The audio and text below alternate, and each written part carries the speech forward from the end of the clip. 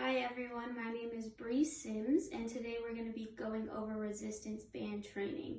So there are many different types of resistance bands and also many different types of exercises you can do with resistance bands. You can do upper body, lower body, ab workouts.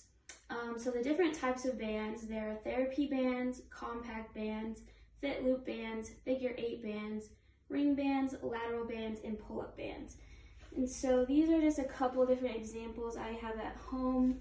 We have some latex bands and then a polyester with a latex grip. And I personally really like this one because it doesn't slip and it has the grip. So as far as a warm-up for resistance band training, actually a lot of people incorporate resistance band training into a warm-up. I know through my past soccer season, I noticed that every team we played against used resistance bands in their warm-up, which I thought was interesting. But if you're going to use resistance band training in your normal resistance training or just as a workout, you want to do a normal warm-up. So you want to do a 5 to 10 minute jog or cycle just as a general warm-up, and then you want to include dynamic stretching afterwards, such as high knees, butt kickers, karaoke, shuffles, etc.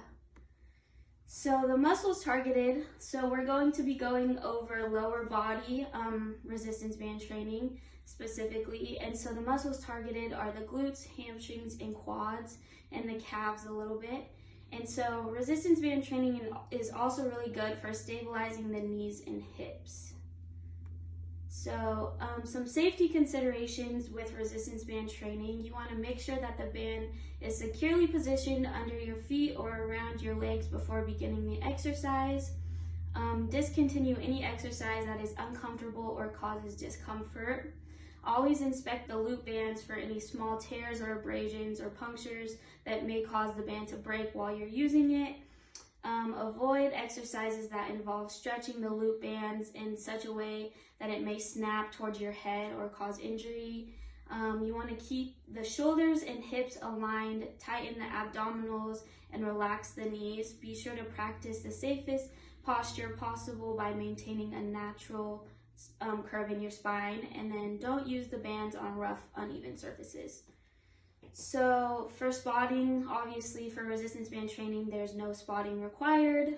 Okay, so the first exercise we're going to be going over is band walks. So this is my sister. She's going to be demonstrating all the different exercises for us. So some specific cues for band walks are: you want to make sure that your knees aren't going in as you're doing them.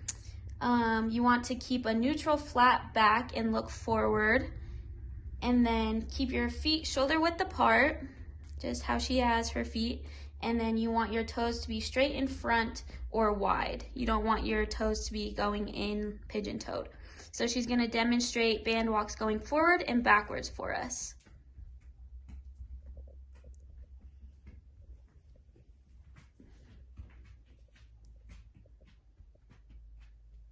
Okay, so the next exercise we're going to be doing is lateral band walks. So the last one we did was obviously forward and back. So she's going to demonstrate that for us. And see how she's keeping her neutral, flat back, feet shoulder width apart, her knees aren't going in. So that's good form right there. So the next exercise we're going to be going over is glute bridges. So some cues for this is you want your feet shoulder width apart, just how she has them. You want to make sure you dig your heels into the ground as you're going up. And you want to make sure your heels are in line with your knees. So they're under your knees. You don't want your heels super far out because then you're not going to be getting as much from the exercise. You want to keep your back flat on the ground, just like she has it.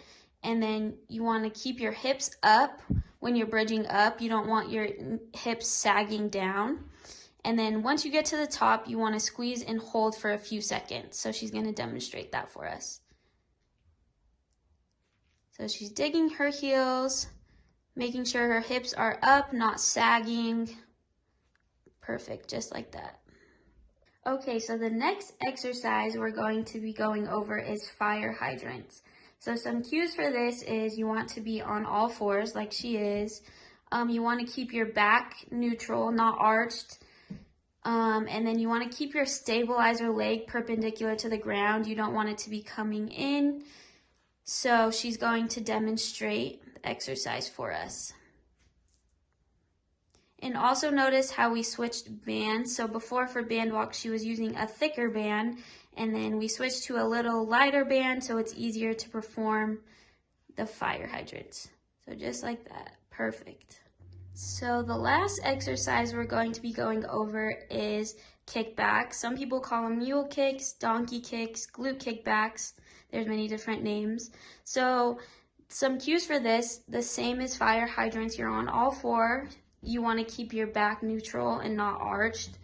And you want to keep that stabilizer leg perpendicular to the ground. So she's going to demonstrate this for us. So she's keeping a neutral back. Perfect. So some functional or sport-specific aspects of using resistance band training. So resistance band training is great to incorporate into your gym workouts. They're great to use for warm-ups, like I said earlier, for muscle activation. I use them a lot on leg day for glute and hamstring activation. They're also great for just at-home workouts to get upper body, lower body ab workouts in. Also, resistance training bands are used in rehabilitation and for returning to play. So when I sprained my MCL in soccer, we use resistance training bands a lot for rehab and for return to play. And then also another thing we did, we used resistance training bands a lot in our strength and conditioning for proper running form. So we would have a partner and they would hold the resistance training band around your waist, and we would do different things like marches, skipping, running with the resistance bands, which was super useful.